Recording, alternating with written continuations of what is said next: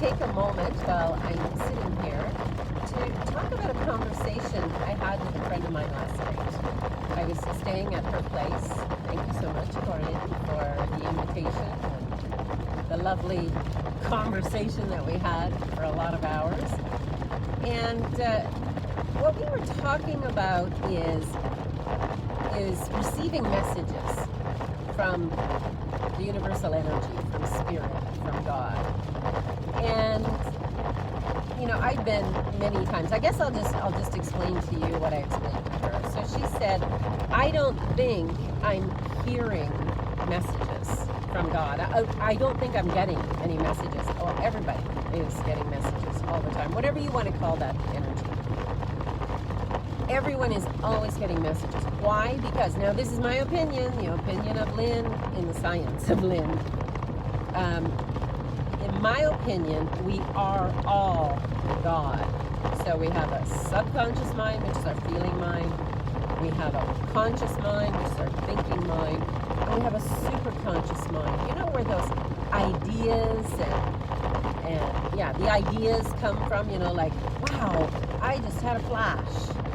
Or we make a call for something without really realizing we made a call for it, but it's like, wow, I really wish that I could have this, or that I could find this, or geez, where is that? And then it comes just like that. That's our superconscious mind, in my opinion. So that is God. That's the God part of us. That's the universal energy. That's the spark that each one of us contains. That's who we are, this God essence. And so we're all connected to that because it is a part of who we are. It is who we are, right? So when Corinne was saying, but I don't think I get those messages. Yeah, she does. And she's not hearing them then. Okay, well, that's possible. And then when we hear those messages, like when we say, gee, I really wish I could have that, and then it shows up in front of us and we go, yeah, here's a good example that I told her of. So I had this flash one day, and I remember it was March, and it was like a movie, like a little video that passed, because I get these flashes and then I get these longer ones, and I was working on some business stuff. Here, just a second, turn. Oh, this guy can't get over. Yeah, this guy can get over. Good. So, anyway, I had this movie pass by in my mind of, this is a great idea to do this for my business. Well, the idea didn't come from me. It came through me. And I share those with my clients very frequently. And there will be somebody in the room where I'm saying, like, I don't know who this is for, but I just got this flash. And don't think it's for me, although it could be. And there will be somebody in the room say, oh my gosh, I was just, working through that this week or something like that. So the messages then are for them. But we're getting these messages all the time. We hear them. But are we listening to them? Are we taking action in the way that the message guided us to? And this one where I received this message about, marketing my business, in March, I received it and I said, oh, wow, I love that. Ooh, but we're just coming into the most beautiful season here at this house that I had built, this property. So I'll wait until September. Well, the cool thing was that as weeks passed, sorry, I'm on a lot of bumpy stuff now. As the weeks passed, in May, the shit hit the fan. And I went through challenging experiences that I would not have gone through if I had stepped into that which I had seen in March. So I heard it, but I wasn't listening. So then there was a time when I was feeling out of alignment. By alignment, I mean being aligned with the energy that comes down, such that I'm receiving this download of messages frequently so that I can hear them, felt like I was out of alignment. So the messages I knew were coming because they always are, but I wasn't getting them. So I wasn't hearing. And I was unhappy about it because I was feeling like life was a lot more difficult than it needed to be. And whose doing is that? Our own, of course. And then there was this one day where a friend had called out of the blue, and I was available. I took the call and just having this, conversation. And there was something about how my friend had mentioned me, something I'd said, not me so much, but something I'd said to a colleague, and the colleague said, "Hey, tell me more." But my friend was poo-pooing it, and anyway, so then what happened that very day was that whatever the friend's challenge was at the moment, I just said something and the challenge is gone. And I went, oh my God, I'm back, I'm realigned, life is going to be so much easier now. And I'll tell you, it has been. Ever since then, it's been so much easier. Mainly because I saw what it looks like to be out of alignment. And so then anytime I've gotten out of alignment since, I recognize it quickly and I get back into alignment. And that's the whole process. How the heck do we do that? Well, I'll tell you, it requires a lot of meditating, a lot of making calls, simplify the calls, make them smaller calls. I mean, like what you're calling for. And until you see them and you see numerous ones, and then you start growing what you're calling for. So an example of this was last winter, less than a year ago, but let's say 9 months ago. And I was on the beach in Acapulco, where I was living at the time, and I had a conversation with God and said, I really feel like I'm not hearing you. I don't know if, it's just quiet and there aren't any really profound messages. So there's nothing that I'm like consciously aware of, or am I out of alignment again? So I kind of heard, maybe from my ego, the conscious mind, telling me, well, make a call for something and, see if you get it, and then you'll know. And so I did. So what do people recommend that you call for, or whatever? I guess it's because they're pretty plentiful. People will say, ask to see money or ask to see a feather. So they were the first two that came to mind. So first it was a feather.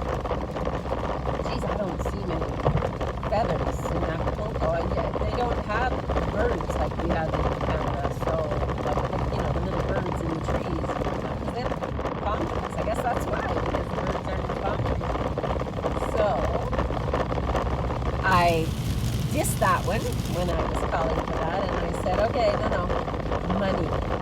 Because of course there's money in Acapulco, but that is something that you don't find frequently. It's people leaving money that they drop, they pick it up. And so after the beach, I, got home, had a shower, all that stuff, and now I'm going out later in the afternoon to get groceries. And so I'm on this city bus coming home with my groceries, having a conversation with the guy sitting beside me, and he's like, yeah, really, right, sort of thing. And then somebody kind of bumped me because the space is smaller in the buses in Mexico than in Canada. So my shoulder got bumped. Nothing unusual, but it just made me look to see if I needed to reach over to the guy, get out of the way, whatever, and I saw a peso on the floor of the bus. What are the chances? And so I said to the guy, excuse me, I just need to pick something up. And so I bent down after that person walked on by and just scrubbed my shoulder, and I picked up the coin. And I explained to him, and that was another what? Come on, are you kidding? This doesn't work that way. Well, look, there's proof. Then, as I was getting off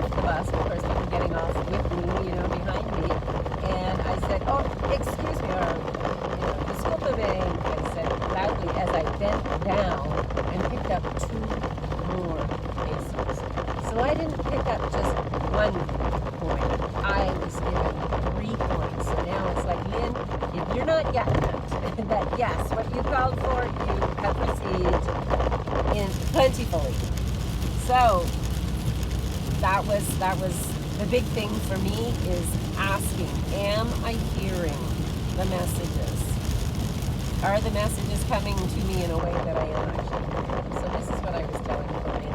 Oh, and the next day, I'm walking along on the Malecon, and this feather comes down and drops to the ground in front of me. Holy, I'm telling you, I probably squealed out loud with delight, because I don't care much about what people think about the noises I make. So. Anyway, I was explaining to Corian that yes, we're always receiving messages, and if you want to check it out, just ask for a sign. Just ask for a sign and stay attentive, and I suspect you will see the sign. If you don't, keep asking until you do. Yeah, so there's, it's all about, spirituality and whatever, but boy, I'll tell you, it makes being a nomad a whole lot easier. We're always traveling with somebody, even though we're alone. We're alone physically, but I am never alone spiritually. I mean, we have people who pass to the other side and stuff like that. And, I feel like they're with me too, because I hear messages from them. So, anyway, that's my story. Hey, look, he just touched his brakes, so I saw his lights. But otherwise, look, you can barely even see the dude. I don't know if you can even through here, but that's what I mean. So here I am on the road again. Can you see through the windows that the weather is really poopy? It's 4.5 degrees, my car tells me, on the outside.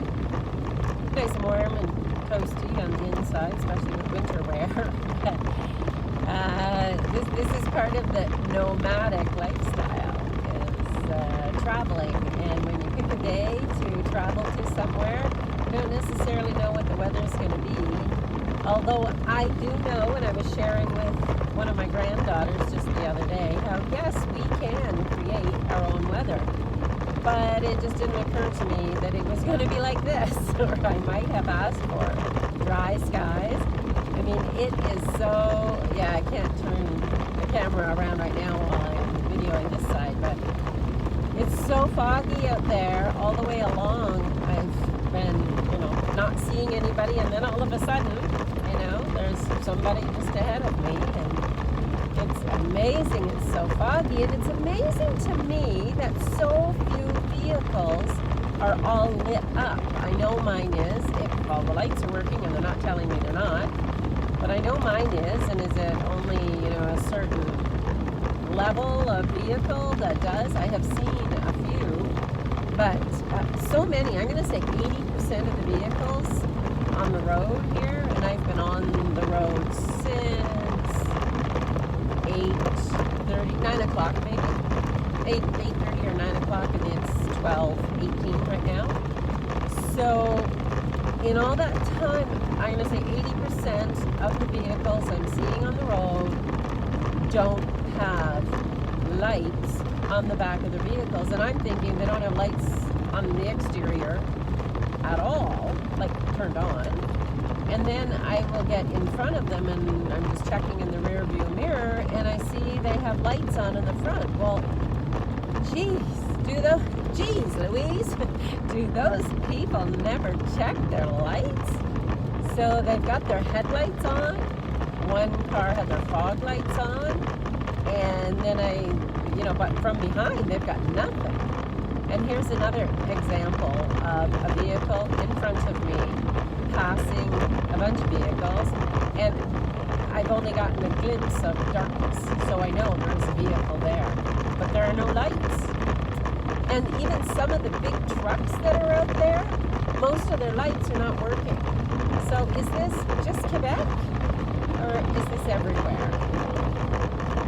Yeah, this is not good. This car ahead of me, it's not like it's a low-end type of vehicle, but the signal light is working, so there, for sure, I see them. Oh, people and their vehicles, and there's snow on both sides of the road. When I was traveling yesterday, I saw snow in the sky, but I was quite a bit west of here. I've put a lot of miles on since then. And it did snow where I was last night. When I got up this morning, it was all fresh snow. Holy Hannah, I can't see squat going by this big truck. There I go. Got around that curve. I'll get that heck out of his tail water. What do we call that? Fishtail. It was whatever, the spray that you get from a boat. Well, the spray I was getting from this truck was terrible. At any rate, yeah, so this is, it's not a downside to being a nomad when you're traveling in your car, but it's just one of those things that if you become a nomad, because that's how you're having fun, it's just one of those dips. It's just a little dip. And I remember 5 years ago maybe, 4 years ago I think, driving down here in September. It's November now, but I was coming down to see my younger daughter and granddaughter, and I said to Makisha, my granddaughter at the time, sweetie, remind me, the next time I say I'm coming down to visit, remind me to take a plane. Yeah, but then once you get there, you need a vehicle to get around, and my daughter has been independent, self-employed, and there's another vehicle that I'm coming upon, like, so anyway, and so then it would work out that I could use her car sometimes when I would fly down, but she is employed right now as a manager in a startup corporation, and so she needs her vehicle. Anyway, so I'm bringing down my vehicle yet again, and with the roof up. Yeah, so this, as I say, it's a part of the nomadic life. You know how we talk about sacrifice? The definition of sacrifice is giving up something of a lower nature in order to have something, receive something of a higher nature. And so the higher nature is the traveling and, going to see my daughters when I want to, and going off to have experiences of my own by myself. That's the higher nature. Well, in order to get that, we have to sacrifice something of a lower nature. And that's what I would say this is that the driving in this kind of weather, it definitely is a sacrifice that I'm willing to make.